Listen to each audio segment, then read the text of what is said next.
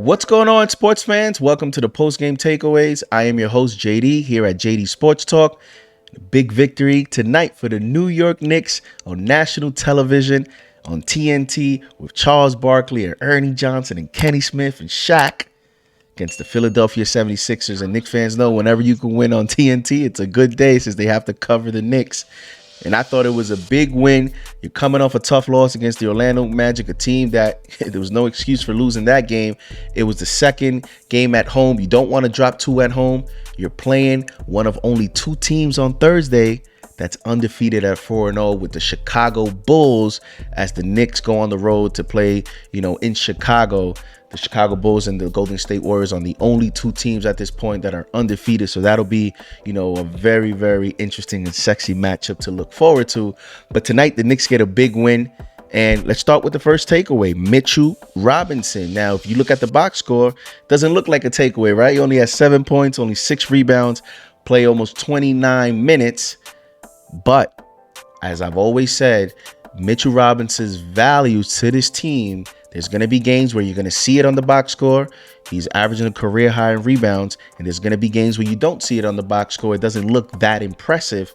But then when you watch the game on TV, you see the value that he has. And when you saw those two players tonight standing next to each other, I didn't know who was the bigger player. There's been a lot of talk about Mitchell Robinson's added weight and strength. What is that going to look like? How is that going to impact, playing against a Joel Embiid, against Vucevic on Thursday? What's that going to look like against some of the bigger centers in the NBA? Well, we got a glimpse of that tonight because the 76ers are going to be one of those teams that the Knicks are going to have to contend with. We don't know if this Sixers team is going to be the same roster at the end of the season or after the trade deadline, because as we all know, they have that, situation with Ben Simmons.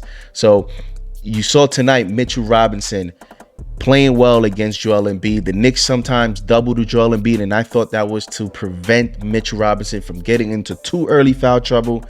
Mitchell Robinson provides an intimidating factor. Mitchell Robinson is a rim protector. Mitchell Robinson showed that he is growing before our eyes in terms of technique, in terms of, just playing smarter. And Knicks fans know we're always holding our breath when it comes to Mitch, because every game something quirky happens on the court and you just hope that he comes out healthy and he plays, a full season. And that's what we're looking forward to. But Mitchell Robinson, he is, to me, the X factor of this season because of the Knicks' deficiencies at the perimeter. You need Mitchell Robinson to be available to erase some of those perimeter mistakes and protect the paint. So one of my biggest takeaways is Mitchell Robinson. Leon Rose, you have a big decision to make with the potential investment of Mitchell Robinson as he is in a contract year. Second takeaway for me is Kemba Walker. Kemba Walker, we were looking for him to get back into rhythm.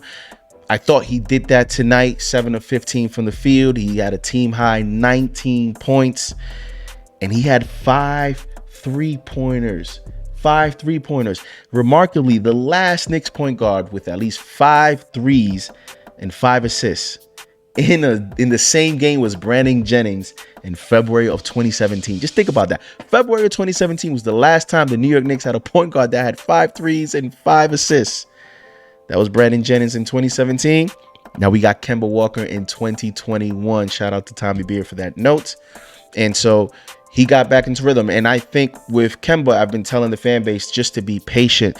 You're talking about, forget about the knee, forget about all the other issues. This is a guy, starting with a new team. There is a transition period with that. He has all the other distractions. He has to think about the knee. He's hearing about it. The whole New York thing, Madison Square Garden, the Bronx, the family members. So there's a lot going on here, and it's only game 4.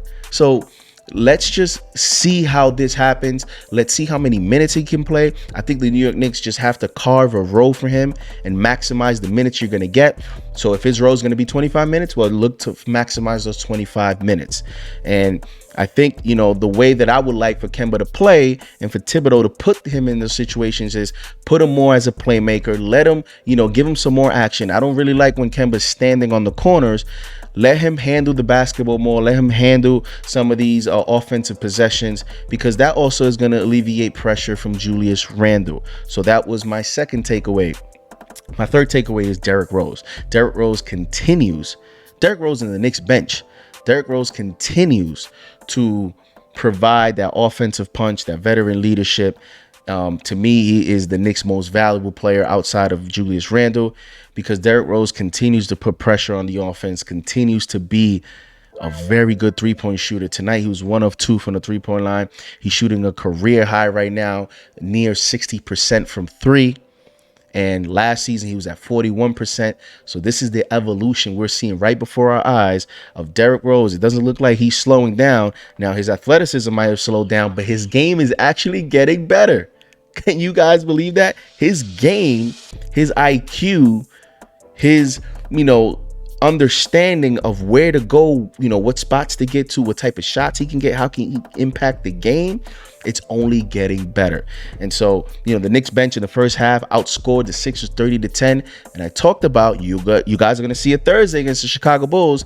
This Knicks bench is going to be a difference maker. It's one of the reasons why the Knicks, in my opinion, are one of the deepest teams in the Eastern Conference, and why they'll be in a lot of games.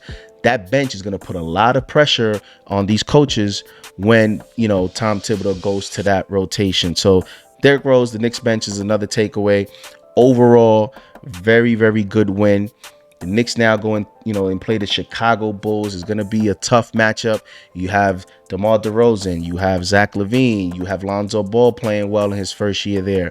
Nikola Vucevic is going to be another matchup for Mitchell Robinson. So that's something to look forward to. In terms of what, tonight that I want to see improve, we're always looking to improve the defense, right? That's something that you always look, Thibodeau is always going to stress that. So you want to continue to improve that. I want to see RJ start to get into an offensive rhythm. RJ has been struggling here, but he still went 2 of 4 from 3, 50%. You like to see that 3-point shot, but, he give you 7 rebounds. So RJ, continues to find small ways to contribute to the box score. And for me, I'm looking at defense when it comes to RJ Barrett. He continues to improve. He has a tough matchup on Thursday.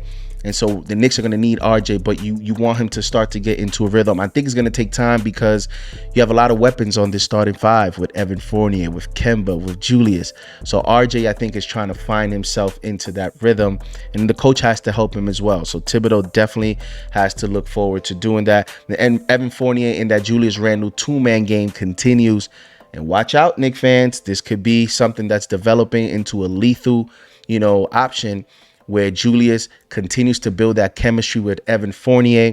I think that's something that we've seen now twice against two good teams, the Celtics and the Sixers. I think you'll continue to see that Thursday against the Bulls. And Julius needs to trust his teammates a little bit more. And I think he will, because, he's building chemistry with these guys. And trusting Fournier to hit some of those shots is only going to help his game. And, Julius didn't have the best shooting night, but he still gave you 11 rebounds, still gave you 7 assists. And so overall, I thought it was a very good win for the New York Knicks. You want to get Alec Burks going a little bit, but you're not going to get everyone going, right? Quickly, I thought had a solid game defensively. I know a lot of people are going to look at that highlight when he crossed up Tyrese Maxey, but if you really look at the film, he came out tonight a lot more active with ball denial, with just, making sure that he kept the point guard in front of him. And that's what Thibodeau wants to see. The offense comes later. Thibodeau's looking to defense, especially at the perimeter, understanding that, you don't know what you're going to get from Kemba on a night-to-night basis. So those are my takeaways. Mitchell Robinson, Derrick Rose, the Knicks bench, two-man game between Evan Fournier and Julius Randle. The New York Knicks, continue to show us the potential of the offense. And, tonight they shot 93% from the free throw line. That's something that they needed to do. Tonight they attempted 37 threes. Derrick Rose talked about, shooting 37 of 43s. I think that's a nice mark. 37 of 42, I think, would be the ideal range. The Knicks right now are number 1 in the league in three-point attempts. I don't know that I want to shoot that many threes, right? Because then you're going into that live or die philosophy. I would like a more balanced offense. So 37 attempts tonight, I thought was perfect. They shot 43% from 3 tonight. And so now the Knicks try to translate and transfer this performance into Thursday. This is a very good opportunity, very good week for the New York Knicks to get off to a fast start. And we're here for it, right? Let's go, New York Knicks fans. Let's get this win on Thursday, and I'll be with you for another post-game takeaways. And I am your host, JD Sports Talk. I'll see you guys on the next video.